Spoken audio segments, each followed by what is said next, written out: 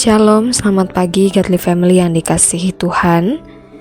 Mari bersama-sama kita menikmati teh hangat pagi ini, teduhkan hati dan hadirkan semangat dengan merenungkan firman Tuhan.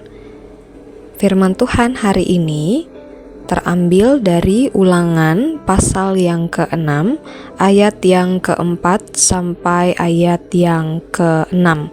Demikian firman Tuhan.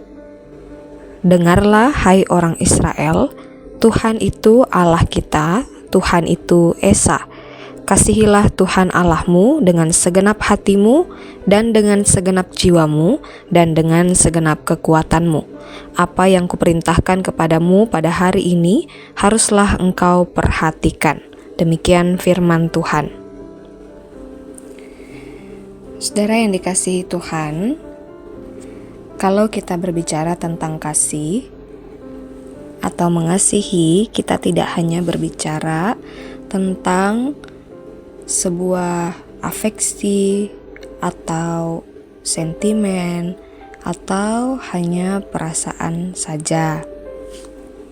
Di dalam bahasa aslinya atau bahasa Ibrani, kasih itu dari bahasa Ibraninya adalah ahavah, yang berarti sebuah action atau tindakan atau keputusan yang kita ambil.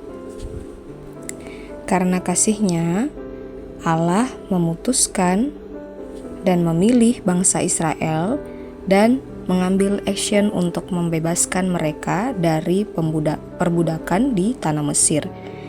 Ini berarti kasih yang dilakukan Allah sendiri itu bukan hanya sekedar sentimen atau sekedar feeling atau perasaan saja, tetapi juga action.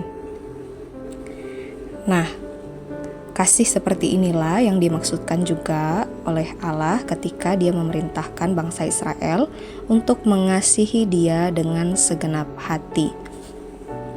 Apa yang dimaksud dengan segenap hati? Orang yang menulis Perjanjian Lama memahami bahwa jantung atau heart adalah organ di dalam tubuh seseorang yang menunjang kehidupan atau yang menjadi pusat kehidupan. Tetapi tidak hanya itu saja, hati juga adalah tempat di mana tempat kita merasakan sesuatu.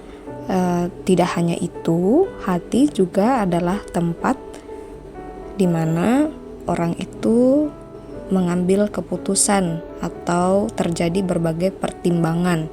Jadi, hati itu bukan hanya tempat untuk merasa, tapi juga untuk mengambil keputusan, pertimbangan, dan lain sebagainya.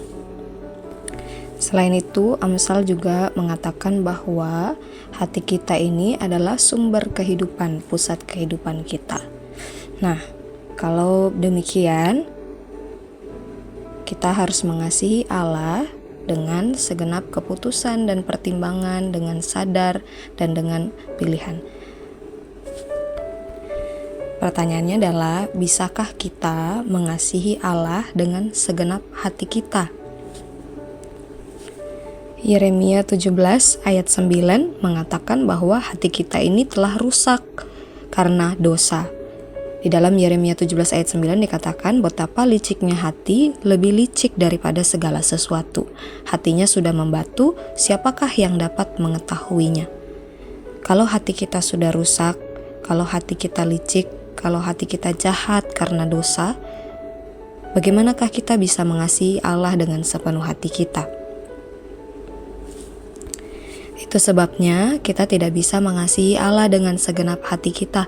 Kita membutuhkan hati yang baru, yang betul-betul berasal dari Allah, sehingga kita bisa mengasihinya dengan sepenuh hati kita. Allah sendiri telah menjanjikannya kepada kita di dalam Yehezkiel pasal 36 ayat 26. Demikian bunyinya, kamu akan kuberikan hati yang baru dan roh yang baru di dalam batinmu, dan aku akan menjauhkan dari tubuhmu hati yang keras dan kuberikan kepadamu hati yang taat.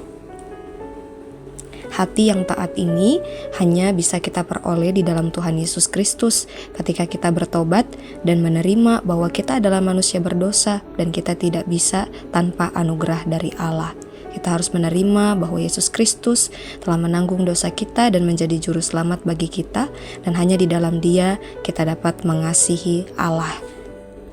1 Yohanes pasal 4 ayat 9 sampai 10 berkata demikian. Dalam hal inilah kasih Allah dinyatakan di tengah-tengah kita, yaitu bahwa Allah telah mengutus anaknya yang tunggal ke dalam dunia supaya kita hidup olehnya. Inilah kasih itu, bukan kita yang telah mengasihi Allah, tetapi Allah yang telah mengasihi kita dan yang telah mengutus anaknya sebagai pendamaian bagi dosa-dosa kita. Marilah kita terus mengasihi Allah di dalam Yesus Kristus. Biarlah segala pikiran, tindakan, dan pilihan kita menunjukkan kasih kita kepada Allah. Mari kita berdoa. Tuhan, kami bersyukur karena di dalam Tuhan Yesus Kristus kami dapat mengalami kasih-Mu, dan kiranya kasih di dalam Yesus Kristus itulah yang memampukan kami, menolong kami Tuhan untuk mengasihi Engkau juga dengan segala hati kami, sepenuh hati kami. Terima kasih Tuhan, dalam nama Tuhan Yesus kami berdoa, amin. Selamat melanjutkan aktivitas panjang hari ini. Tuhan Yesus memberkati.